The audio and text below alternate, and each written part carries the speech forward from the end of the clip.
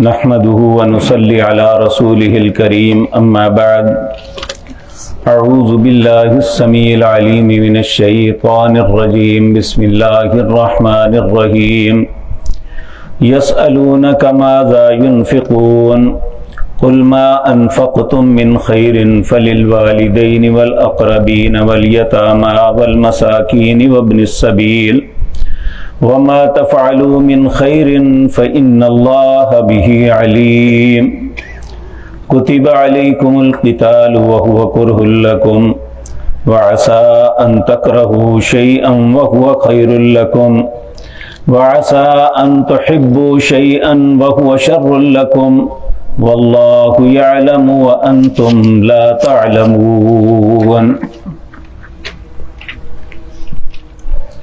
حضرات محترم، گزشتہ آیات میں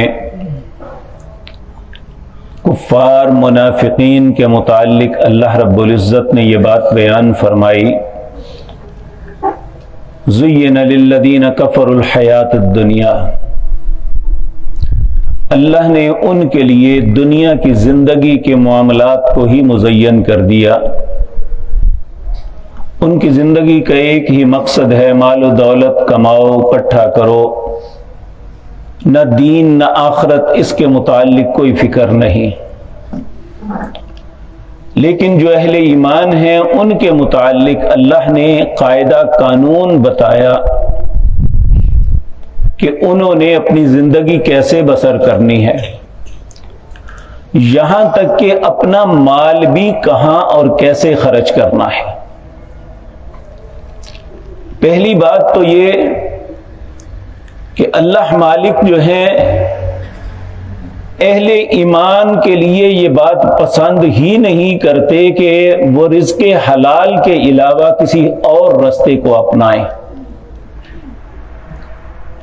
کیونکہ رزق حلال ہی ایک ایسی چیز ہے جو انسان کی عبادات کی قبولیت کے لیے بھی ضروری ہے اور اللہ کی رضا کے لیے بھی ضروری ہے۔ رزق حرام ایک ایسی چیز ہے جو انسان کی عبادات کو بھی برباد کر دیتی ہے اور اللہ کے غضب کو بھی اس پہ لازم کر دیتی ہے، العیاذ باللہ۔ تو نبی کریم صلی اللہ علیہ وسلم سے ایک صحابی نے پوچھا، سوال کیا کہ ہم جو مال کماتے ہیں، ہمارے پاس جو نفع اللہ دیتے ہیں، اب ہم نے کس پہ اور کیسے خرچ کرنا ہے؟ یسألونک ماذا ينفقون، اے میرے پاک پیغمبر صلی اللہ علیہ وسلم آپ سے سوال کرتے ہیں کہ ہم اپنے پیسے کہاں خرچ کریں؟ تو اللہ رب العزت نے فرمایا، قل، اے میرے پیغمبر آپ انہیں فرما دیجئے، ما انفقتم بخیر،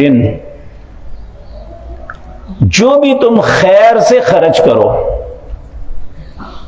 یہ بات یاد رکھے، نبی کریم صلی اللہ علیہ وسلم نے فرمایا جو رزق حرام میں سے خرچ کرتا ہے نا، اللہ اس سے مال لے لیتا ہے، لیکن نہ تو اس کے اوپر جو رزق حرام کمانے پہ وبال ہے نہ وہ ٹلے گا، اور نہ ہی اسے اس کا کوئی اجر ملے گا، نہ ہی اس کا خرچ کرنا اس کی پاکیزگی کا سبب بنے گا۔ جبکہ آج ذہن یہ ہے کہ بندہ رزق حرام کما کے کہتا ہے کچھ اللہ کے رستے میں دے دو تو دوسرا مال پاک ہو جائے گا، یہ بات درست نہیں ہے۔ تو اللہ رب العزت جو انسان خرچ بھی کرتا ہے تو کہتے ہیں قل ما انفقتم بخیر، جو خیر کا معاملے میں تم خرچ کرو گے نا وہ کس پہ کرنا ہے؟ نبی کریم صلی اللہ علیہ وسلم نے فرمایا 4 درہم ہے، یا اپنی زبان میں سمجھ لیں 4 روپے ہیں جو خرچ کرتا ہے۔ ایک وہ ہے جو کسی فقیر کو، غریب کو، مسکین کو دیتا ہے، آپ نے فرمایا اچھا ہے۔ ایک وہ درہم ہے جو رفاہیت کے، بھلائی کے کسی کام میں بھی خرچ کرتا ہے، آپ نے فرمایا یہ بھی اچھا ہے۔ ایک درہم وہ ہے جو راہ جہاد میں اللہ کے کلمے کو بلند کرنے کے لیے انسان خرچ کرتا ہے، آپ نے فرمایا یہ بھی اچھا ہے۔ لیکن سب سے بہترین درہم روپیہ وہ ہے جو انسان رزق حلال کما کے اپنے اہل و عیال پہ خرچ کرتا ہے۔ یاد رکھیں، رزق حلال کمانا، اپنے اہل و عیال پہ خرچ کرنا، یہ ایک عبادت ہے، کیونکہ یہ ایک ذمہ داری ہے اللہ نے دی ہے۔ انسان حرام ذرائع بھی اختیار کر سکتا ہے لیکن نہیں کرتا، حرام زیادہ مل سکتا ہے نہیں لیتا، محنت کر کے کوشش کر کے رزق حلال کماتا ہے، پھر خوش دلی کے ساتھ اپنے فیملی پہ خرچ کرتا ہے، اس کی بیوی ہے، اس کے بچے ہیں، اس کے والدین ہیں یا بہن بھائی ہیں، علی ھذا القیاس کوئی بھی۔ تو کہا سب سے بہترین روپیہ وہ ہے جو انسان رزق حلال سے کما کے اپنے اہل و عیال پہ خرچ کرتا ہے۔ تو یہاں بھی اللہ نے جب پوچھا گیا تو کہا کل ما انفقتم بخیر، جو بھی تم خیر سے خرچ کرو سب سے پہلے حقدار اس کے کون ہیں؟ فللوالدین، تمہارے والدین ہیں، اس کے بعد والاقربین، قریبی جتنے قریبی رشتہ دار ہیں، بیوی ہے، اولاد ہے، بہن بھائی ہیں، یعنی یہ انسان کے انتہائی قریبی رشتہ دار ہیں۔ قربت میں سب سے قرب ماں باپ کو ہے، جس نے پیدا کیا، جس نے پرورش کی، جس نے پروان چڑھایا، ان کا حق ہے کہ ان پہ احسان کیا جائے۔ تو جو بھی خرچ کرتا ہے سب سے پہلے حقدار کون ہے؟ فللوالدین، دوسرے والاقربین، اور تیسرے والیتامہ۔ یتیم اس نابالغ بچے کو کہتے ہیں یا اس نابالغ بچی کو کہتے ہیں جن کے باپ کا سایہ سر سے اٹھ جائے، ان پہ خرچ کرو۔ چوتھے والمساکین، مسکین اس شخص کو کہتے ہیں کہ ایک آدمی مزدوری کرتا ہے، محنت کرتا ہے، لیکن محنت کے باوجود اس کے پاس اتنی اجرت، اتنے پیسے نہیں آتے کہ اپنے گھر والوں کی کفالت اچھے طریقے سے کر رہا ہے۔ اگر درمیان میں کوئی بیماری آ جاتی ہے، کوئی شادی آ جاتی ہے، بچے کو پڑھانے کا معاملہ آ جاتا ہے تو بیچارہ نہیں کر سکتا۔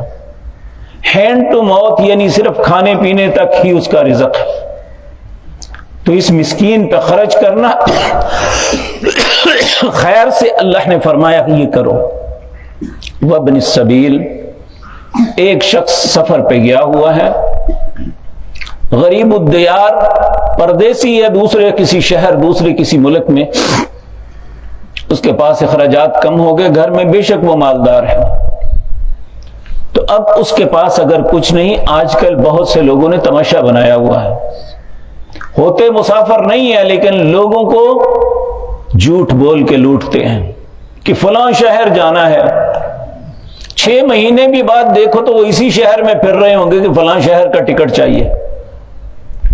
ایسی بات نہیں، ہاں ایک شخص واقعتاً کہ وہ کسی دوسرے شہر میں ہے اور اس کے اخراجات ختم ہو گئے یا جیب کٹ گئی یا کوئی معاملہ بن گیا، اس پہ خرچ کرنا ہے۔ وما تفعلوا من خیر، اب اس کے علاوہ کس کس پہ خرچ کرنا ہے؟ اللہ نے یہ بات مبہم رکھی کہ جو بھی خیر تم خرچ کرتے ہو، رزق حلال سے خرچ کرتے ہو، وہ ناجائز کاموں پہ نہیں خرچ کر سکتے بلکہ خیر کے کاموں میں خرچ کر سکتے ہو۔ نبی کریم صلی اللہ علیہ وسلم نے فرمایا قیامت کے دن ابن آدم 2 قدموں میں سے ایک قدم کو ہلا نہیں سکے گا جب تک 4 چیزوں کا جواب نہ دے لے۔ سب سے پہلا سوال، میں نے زندگی، اللہ پوچھیں گے میں نے زندگی دی، کہاں خرچ کی، کہاں گزاری، کس طریقے سے گزاری۔ دوسرا سوال، میں نے جوانی دی، کہاں برباد کی۔ تیسرا سوال، مال کمایا کہاں سے۔ چوتھا سوال، مال خرچ کہاں کیا۔ ان 4 چیزوں کا جواب دینا پڑے گا۔ تو یہاں بھی فرمایا وما تفعلوا من خیر فإن اللہ بہ علیم، جو بھی خیر کے کام میں تم خرچ کرتے ہو اللہ اسے جانتا ہے۔ کوئی بندہ یہ نہ سمجھے کہ اللہ کو علم نہیں ہے، میں جہاں مرضی خرچ کر لوں۔ پھر آگے اللہ رب العزت فرماتے ہیں کتب علیکم القتال، اللہ نے تم پہ لڑائی کو لکھ دیا ہے، یعنی 13 سال مکے کی زندگی میں یہی کہا کہ صبر کرو، صبر کرو، صبر کرو، کوئی بات نہیں۔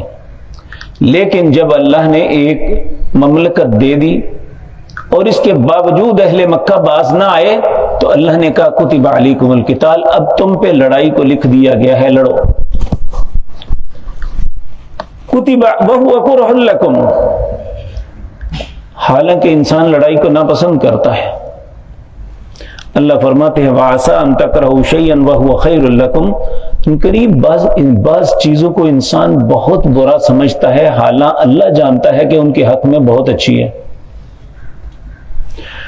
وَعَسَىٰ أَن تُحِبُّوا شَيْئًا وَهُوَ شَرٌ لَكُمْ، بعض چیزوں کو انسان بڑا محبوب تصور کرتا ہے، یہ میرے حق میں بہت بہتر ہے، حالانکہ اللہ جانتا ہے وہ اس کے حق میں بہتر نہیں، بہت بری ہے۔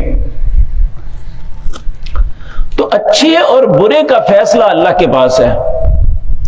انسان کی سوچ خطا کھا سکتی ہے، یہ جس چیز کو اچھا سمجھ رہا ہے وہ اس کے لیے اچھی نہیں ہے، جس کو برا سمجھ رہا ہے وہ اس کے لیے اچھی ہے، یہ اللہ جانتا ہے۔